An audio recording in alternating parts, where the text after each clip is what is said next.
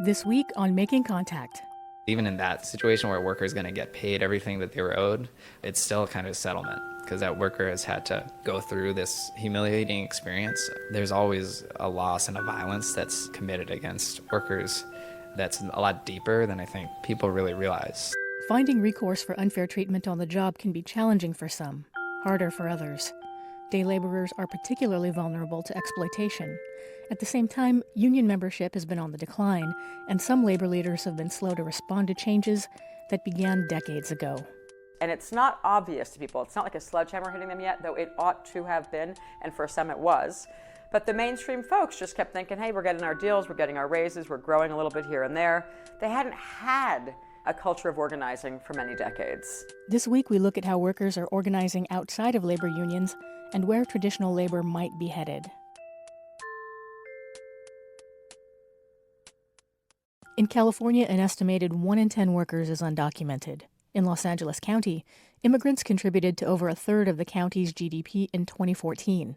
This is according to a recent study supported by the mayors of Los Angeles County and includes the contributions of all immigrants, with or without documents. Immigrant day laborers are some of the most visible and vulnerable to being cheated through sudden changes in hours, unpaid wages, and unpaid overtime. As Paulina Velasco reports, the workers who gather every morning at a job center in Pasadena are taking a stand for fair wages and dignity in the workplace. The Pasadena Community Job Center opens up at 6 a.m. sharp every day. A dozen or so men walk up to a rickety table to register. They're day laborers, people who get hired day to day to do jobs in construction, gardening, house cleaning, moving. They swipe their yellow ID cards through a card reader, and their profiles pop up in a software program that tracks their hours for them. Angel is one of the center's coordinators. He signs the workers in and gives each of them a raffle ticket.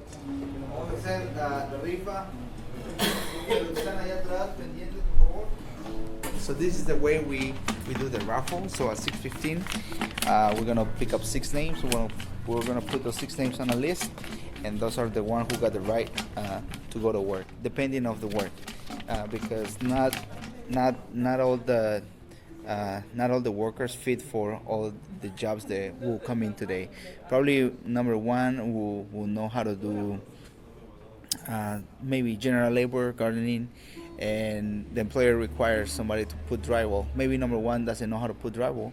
That's why we have number two. Maybe number two knows how to put drywall, and then if not, number three, number four, number five. And if no one of the list can do the work, then we open the raffle for everyone in the room, and we call that a special raffle. The workers that win the raffle also get daily duties. Worker number 1 sweeps the floor, number 2 makes coffee, number 3 cleans the bathroom. This is their center. For many of them, it beats standing on the street corner or the parking lot of the Home Depot, waiting to hop on a pickup truck with a stranger. Here, for one thing, it's dry and warm. There's coffee, cream, and sugar. There are even ESL classes happening in the back room. The center is part of the National Day Laborers Organizing Network, or NDLON, a web of 50 mostly autonomous worker centers across the country. Cal Soto spends half his week here. He's an attorney and a workers' rights coordinator with NDLON. The corners basically have no negotiating power. They don't have that space where they can stop and say, hey, what is the pay going to be? How many hours? What kind of work? Is it going to be really heavy lifting, or am I going to be in a dangerous rooftop? At a worker center, it really doesn't just slow down the process, but it makes that process more intentional. Employer will come in and they'll have to say how many hours they're going to hire for. They're going to have to say what their salary they're willing to pay is for that day, and exactly what the nature of the work will be. Day laborers, or jornaleros, might be working a different job every day. They don't sign contracts and they have no benefits. They rarely get paid overtime or guaranteed paid breaks. And very often, they just don't get paid. Una queja, tienes el derecho de hacer una queja si tienes un caso de error recetario. 3. Cal Soto runs a workers' rights workshop every month at the center and teaches the laborers about their basic rights to wages, overtime, the right to file complaints if their pay is withheld. At the end of the workshop, he offers legal counsel for people's wage theft cases. He says there are about 3 claims a week at the center in Pasadena. And it does seem like every person there has a story. En un Home Depot. At a Home Depot, an employer that brought me onto a job ended up owing me almost a week's wages, almost $600, for which many people isn't much, but for us is a lot of money. And I never saw that person again. He disconnected his phone, he never answered my calls, and well, sometimes you have to give up on that money because you can't waste time calling to chase someone down when you have to keep looking for work. That was a worker named Angel. He and Jesus, the man sitting next to him, worked from the street corner for many years and just started coming to the center. They've ended up owing me 1 week, 2 weeks' wages for large jobs like making fences, drywall, bathrooms. What they do is give us little sums of money. Here's $200. I'll pay you at the end of the week. The end of the week comes around and they don't give us anything. Monday we keep working. Tuesday we keep working. We tell them we need the money. They say, okay, we'll pay you everything this weekend, and when they don't, they've screwed us over for 2 weeks. We do it out of need, but there are people who take advantage of us. In the worst-case scenarios, employers will avoid paying their workers by turning them over to immigration enforcement at the end of the day. Jesus and Angel aren't the only ones with stories. The week I meet Marta, she's waiting to be paid by an employer who hired her and a dozen other workers from the center to pack eyeshadows for a makeup company. The employer had promised to pay them at the end of the week. Some of Marta's colleagues had clocked 16-hour days, and when the weekend rolled around, the employer and his whole operation had disappeared without a trace. A few months ago, the owner of a burger joint got her locale shut down and didn't tell Marta, who had been cooking, cleaning, running the restaurant basically on her own. She owed her a week's wages, 57 hours at $12 an hour. And then there's a story of the family-owned Mediterranean restaurant whose paychecks bounced at the bank. Nos pasó otro caso también aquí en un restaurante. ¿Digo nombre? Marta was hired to wash dishes at $9 an hour, so she went into work for 1 day. Not ideal, she says, but when you need the money. Sí, fue 6 horas y ya. Dice, después te llamo. So I went for 6 hours, and he said, I'll call you later, because 2 others arrived from the job center, a woman and a young man. A few days later at the center, the man asked me, did they pay you? I said, no, I haven't gone to charge them yet. Because they owe me, he said. What do you mean, I asked. What happened is that the man gave him a check, and it was false. He says, I went to cash it in with a friend at the bank, and it bounced. The situation escalated. The young man was owed lots more money than Marta. He tried approaching the owner himself, but the owner called the police on him. So the center organized a protest. 30 workers went to the restaurant with posters, along with Cal Soto, the attorney, and organizers from Endelon.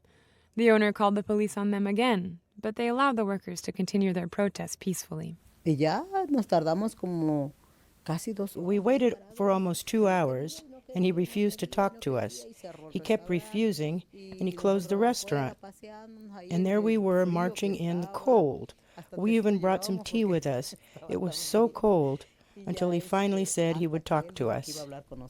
Marta walked in first, flanked by the attorney and the director of Endelon, to talk to the owner of the restaurant. Que entro y que me dice. And I walk in, and he says, do I owe you? Yes, I say, for 6 hours. No, he says, I don't remember you. Like that, I don't even know you. He's that short with me. He grabbed some cash, and I had to give him change. 6 hours at $9 an hour is $54. He gave me $55, and he says, here, keep the change. Like here for your Christmas. He was giving me $1 for my Christmas present. I said, no, thank you, here is your dollar, take your change.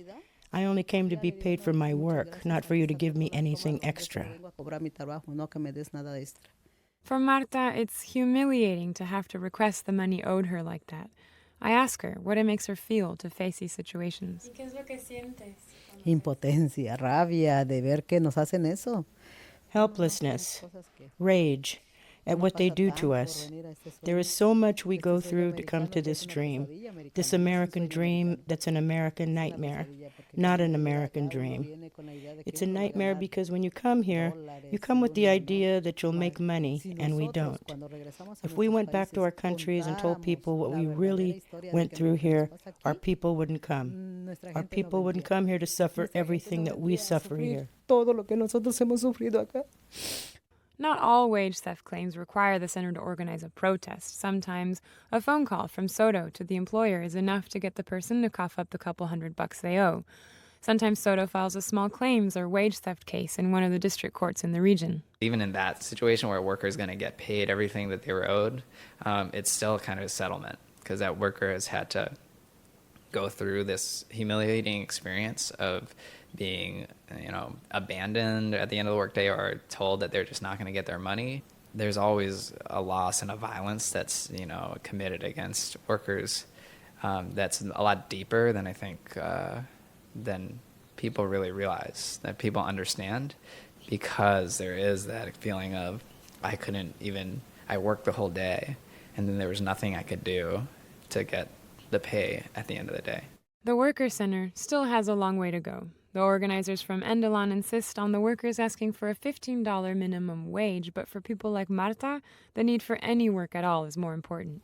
A mí, ponerme mis moños no me ayuda en nada. Putting on airs doesn't help me with anything. So I go because I have to eat. I have to pay rent. I don't want to live on the street. You don't work, you don't eat. There isn't enough to live on. We have no privileges. We don't fight, we work. Nosotros trabajamos. So the workers still go out for $9 an hour, $12 an hour. They still sometimes don't get paid. But they still choose to go to the center to find work. And as part of the center, they advocate for workers' rights throughout the city. Angel, today's coordinator.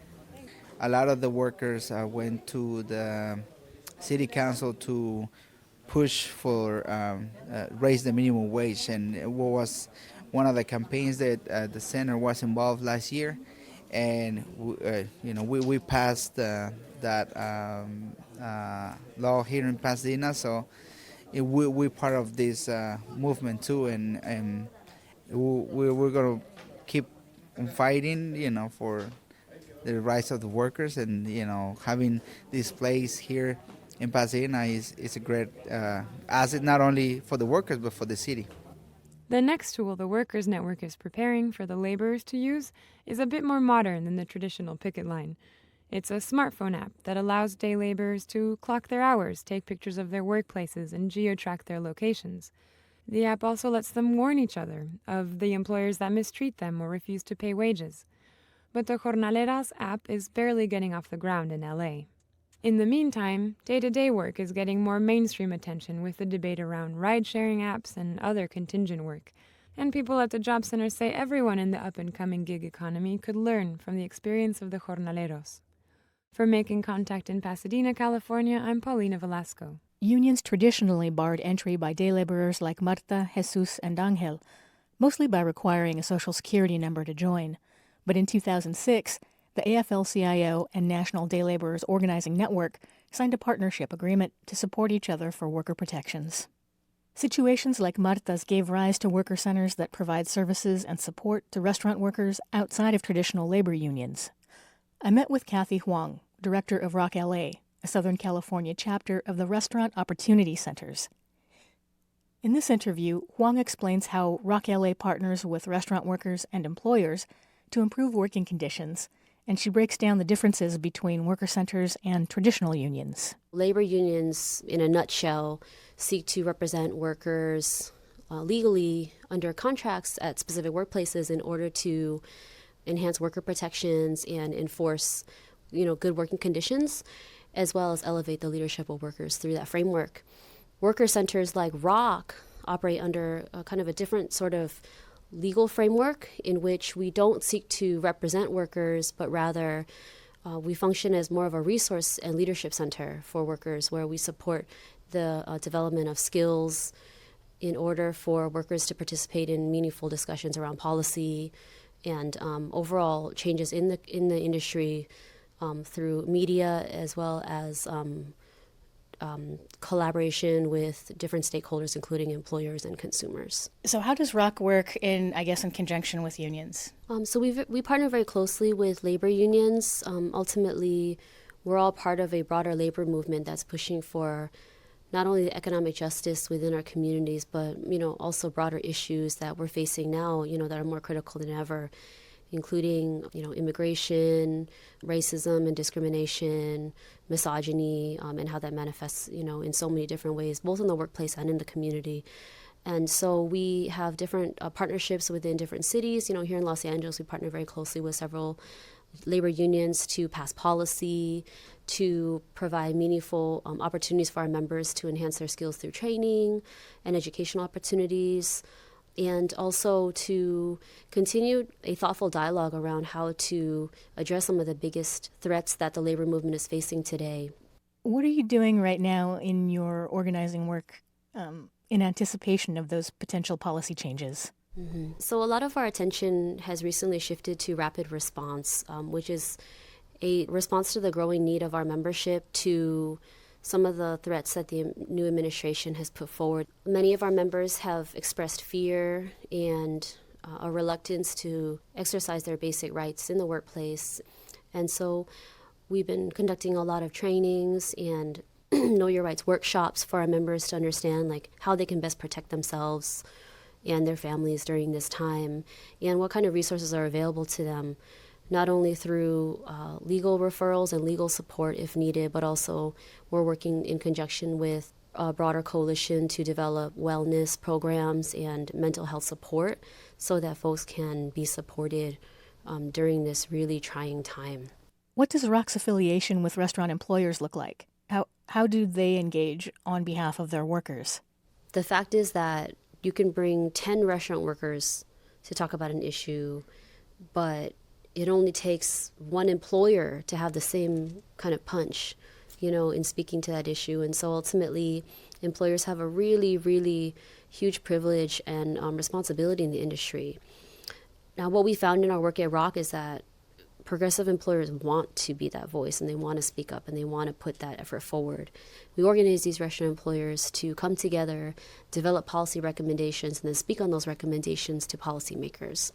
What we've been able to do here in LA, for example, speaking back to that campaign that we worked on a couple of years ago that was very historic and helped to raise the minimum wage in Los Angeles, and at the same time address wage theft, is we mobilized several restaurant employers to actually be that voice and say, as a restaurant employer, I also stand for a higher minimum wage, and I stand for holding bad employers accountable when there's wage theft going on, because I care about this industry as well, and it's important to me as an employer that my workers are being taken care of and supported. That was Kathy Huang, director of the Restaurant Opportunity Center in Los Angeles. You are listening to Making Contact. Thanks to generous support from listeners like you, this program is offered for free to radio stations in the U.S., Canada, Australia, and South Africa. To find out how to support us, download shows, or get our podcast, go to radioproject.org. Like us on Facebook and follow us on Twitter. Our handle is making_contact. Coming up, we'll hear from author and union organizer Jane McAlevey with an examination of recent labor history and possible paths to greater worker empowerment. Now back to the show.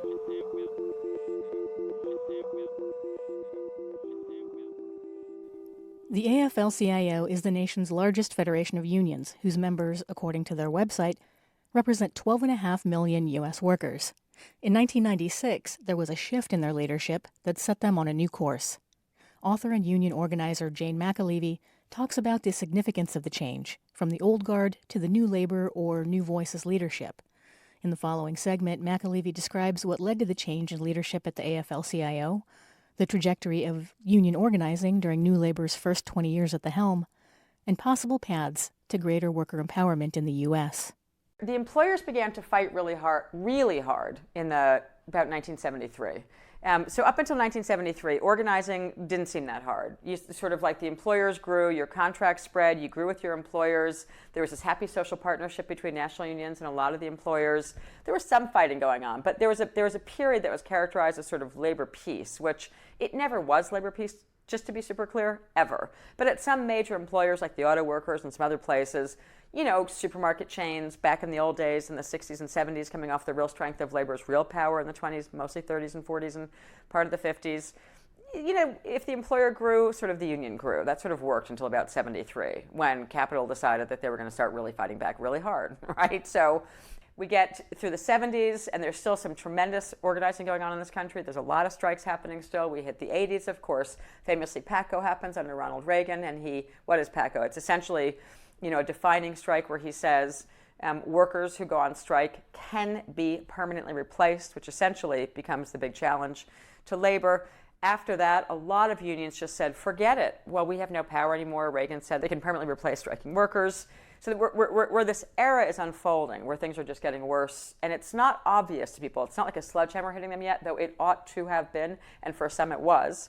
But the mainstream folks just kept thinking, hey, we're getting our deals, we're getting our raises, we're growing a little bit here and there. They hadn't had a culture of organizing for many decades. So when the moment came to say it's time to organize again, because density, which means the percentage of workers and unions in this country, has really taken a hit between the 70s and the 90s, they sort of weren't even if they wanted to organize and organize, they weren't really ready for it yet. They didn't have any of the sort of skills and abilities in-house to really do it. Although the truth is, every union is sitting on the best organizing leverage and the best organizing weapon that we have, which is the existing rank and file of every trade union. In the mid-90s, after the new labor leadership was elected, the AFL-CIO did something they'd never tried before. They set up a department dedicated to new worker organizing. But as Jane McAlevey explains, not everyone was on board with a top-down directive from the Federation. I say there's a set of unions who got committed to the idea that we have to organize the unorganized. And there's really only ever been about 10 of them. The other 50 or so in the national AFL-CIO basically have never gone on this program for a whole variety of reasons. But I think the most simple one is that if you do serious organizing, you unleash the possibility that you will lose the office that you hold as a union leader, because you're bringing new people into the union. They may have new and different ideas. You have to contemplate your own electoral strategy for your re-election to national office. At a very fundamental level, I think the simplest argument for why unions fear doing organizing work of the unorganized in a serious way is because they're most concerned about keeping the power that they hold inside of their union. Any new organizing threat, any new group of workers that's brought in, is potentially a threat to someone's existing incumbency. The New Labor Coalition did take over the leadership of the AFL-CIO in '96, but even before that happened, in the early '90s, Labor was hoping for reform to come from the very top of the national political structure, and it didn't look promising. Clinton came in '92, then Gingrich led Republicans into Congress. For McAlevey, the error was Labor's focus on electing Democratic Party leaders.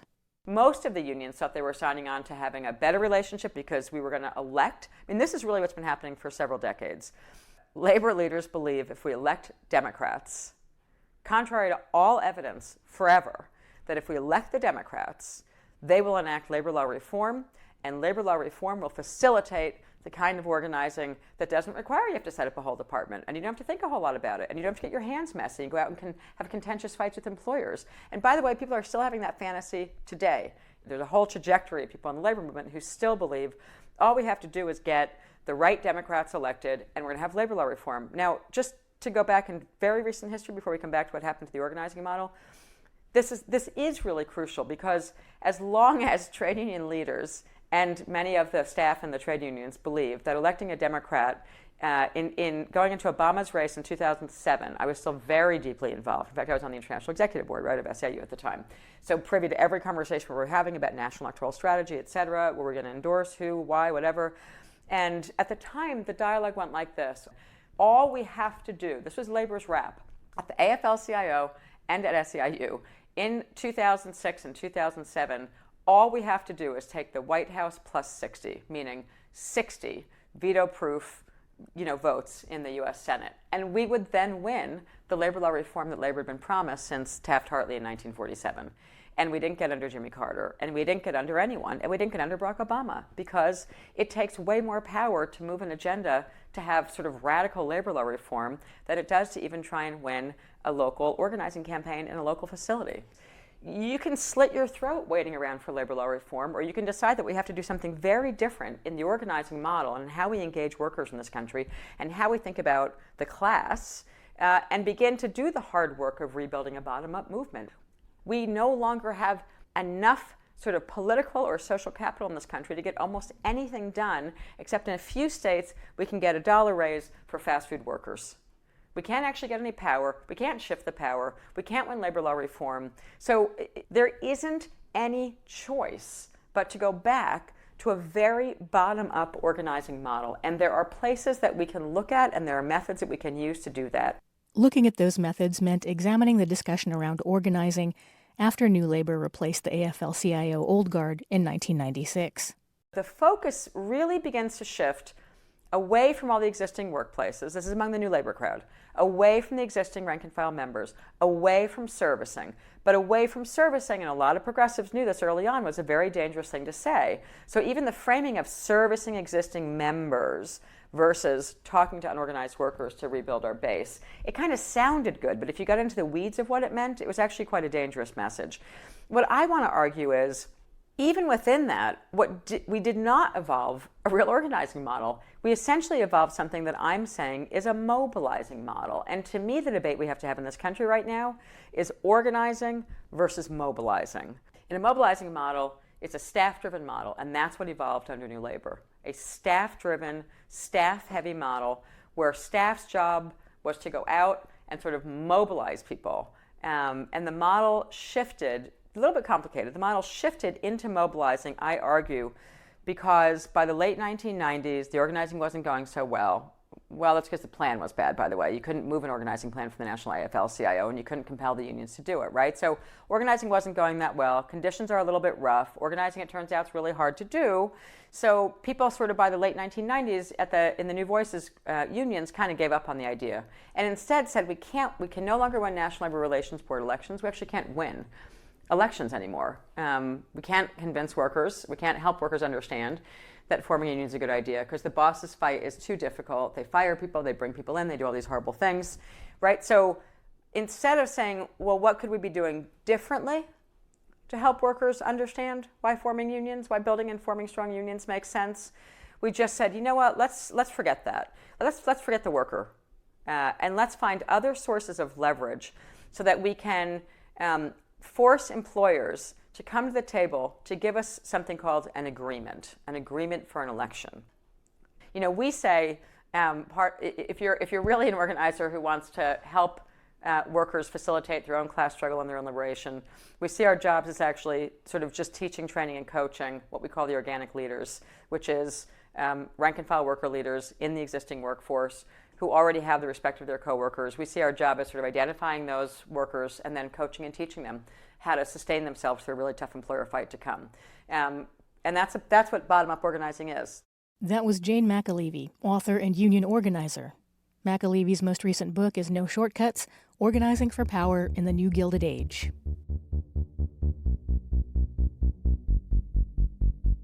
That wraps up this edition of Making Contact on labor organizing and worker rights in the U.S.